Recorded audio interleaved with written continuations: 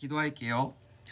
사랑하는 하나님 아버지 감사합니다. 오늘도 우리를 깨워주시고 아침에 함께 모여서 말씀을 읽고 듣고 나눌 수 있게 해주셔서 감사합니다. 이 시간 하나님의 말씀이 깨달아지기 위해서 우리의 눈과 귀와 마음을 열어주세요. 언제나 우리를 사랑하시는 예수님의 이름으로 기도드립니다. 아멘. 네, 오늘 말씀은 시편 18편 1절부터 6절까지예요. 시편 18편 1절부터 6절까지 여호와 하나님은 든든해요. 네. 오늘 말씀을 같이 먼저 읽을 텐데 36분까지 5분 동안 우리 각자 자리에서 말씀을 반복해서 여러 번 읽고 다시 만나도록 할게요. 말씀을 읽고 만나도록 할게요. 네, 우리 친구들 말씀 잘 읽고 있어요. 전사님은 오늘 6절 말씀이 가장 큰 은혜가 되었어요.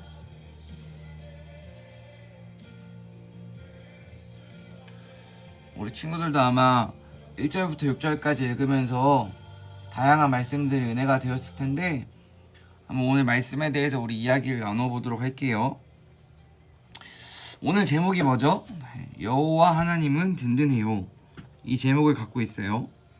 그런데 우리 친구들 혹시 바닷가 가본 적 있어요? 바닷가에서 걸으면 우리의 발자국이 이렇게 모래에 남잖아요. 그쵸? 그걸 보고 흔적이 남는다고 이야기를 해요. 그리고 또 혹시 엄마나 아빠가 향수를 뿌리는 걸 본 적 있어요? 향수를 뿌린 사람들을 보면 그 사람들이 지나가도 그 향기가 흔적이 남아요. 그런 것들을 흔적이라고 하는데 오늘 다윗은 어떤 흔적이 남아있냐면 2절 말씀에 여러 가지 흔적이 있어요. 바로 8가지인데 반석, 요새, 구원자, 피할 바위, 방패, 구원하시는 뿔, 그리고 나의 산성. 여기에 한번 동그라미를 쳐볼까요, 친구들? 2절 말씀에 반석, 요새, 구원자, 피할 바위, 방패, 구원하시는 뿔, 나의 산성.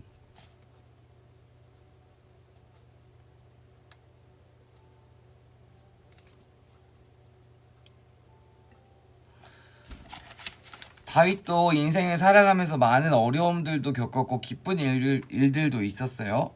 그런데 고통 속에서 다윗은 깨달은 거예요.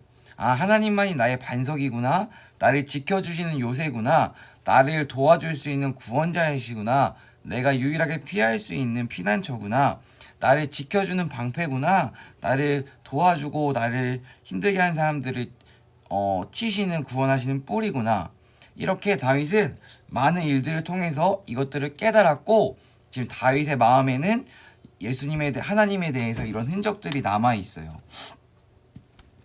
우리 친구들도 여러 가지 흔적이 있어요. 아까 전사님이 발자국이나 향기를 얘기했는데 우리 친구들도 아마 상처나 또 기쁜 일이나 좋은 일을 통해서 마음 가운데 여러 가지 다양한 흔적들이 있을 거예요. 그런데 오늘은 좀 상처에 대해서 우리가 이야기를 하고 싶어요. 전사님이 지난주에 손가락을 다쳤어요.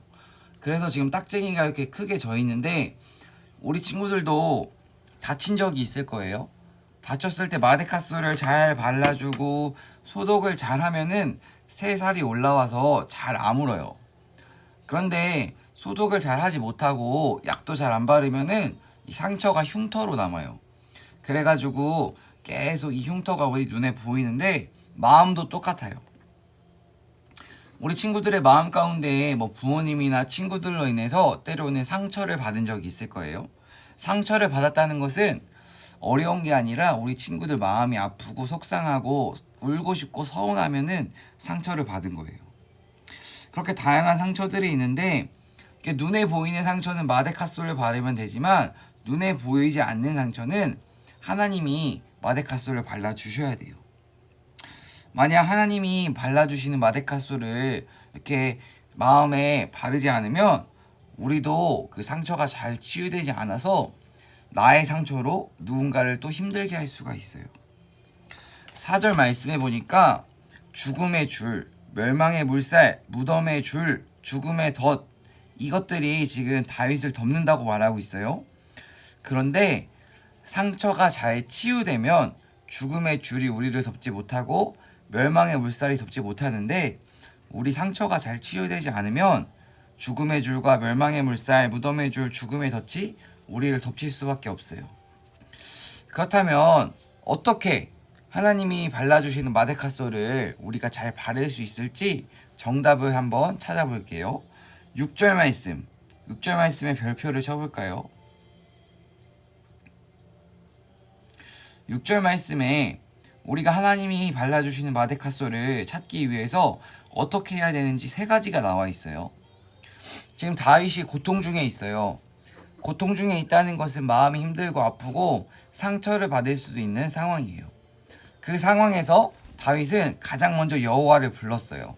그래서 우리 6절 말씀에 보면은 여기 여호와를 불렀고 거기다 밑줄을 긋고 1번이라고 적을게요. 1번 1동그라미.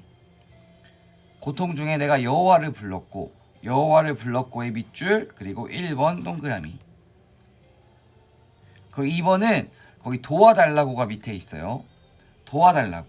도와달라고에 2번하고 동그라미를 쳐볼게요. 그리고 마지막 들렸습니다. 귀에 들렸습니다. 3번 이렇게 해볼게요.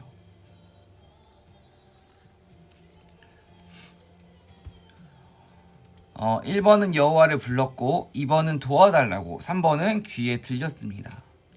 오늘 말씀 제목이 하나님은 든든하신 분이에요. 그런데 어떻게 해야 든든한 하나님을 우리가 만날 수 있냐면, 첫 번째는 여호와를 불러야 돼요. 부른다는 것은 친구들 기도하는 거예요. 우리가 막 겨울 성경학교를 준비하면서 막 다 같이 주님의 이름을 크게 외치면서 기도할게요 이런 적 있을 거예요. 그렇게 해도 좋고 아니면 속으로 해도 좋고, 대신 간절한 마음으로 진심을 담아서 하나님 보고 싶어요 이렇게 우리가 부르짖어야 돼요. 기도로. 두 번째, 어떻게 부르짖냐, 어떤 내용을 하느냐. 기도를 할 때 하나님 저 친구가 괴롭혔어요, 제가 날 힘들게 했어요, 저 사람이 나한테 상처를 줬어요 이렇게 말을 하지 않고 그냥 도와달라고. 하나님 다 아시죠? 하나님 도와주세요. 제 마음 아시죠? 도와주세요. 이렇게 할 때 하나님이 우리 기도를 들으시고 우리를 도와주실 거예요.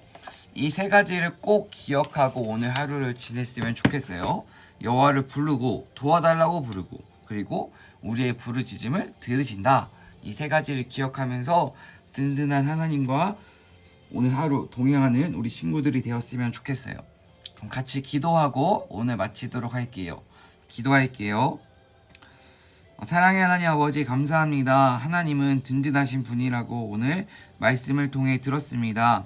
우리가 인생을 살아가며 때로 다양한 상처들도 마음에 아프고 힘들 때가 있습니다. 하나님, 그럴 때 우리가 하나님을 부를 수 있게 하시고 도와달라고 말할 수 있게 하시고 우리의 기도를 들어주시는 것들을 경험해서 우리의 상처가 잘 아물어서 다른 사람들을 죽이는 것이 아니라 다른 사람들의 상처를 감싸주고 안아주고 위로해주는 위로자로 살아갈 수 있도록 도와주세요.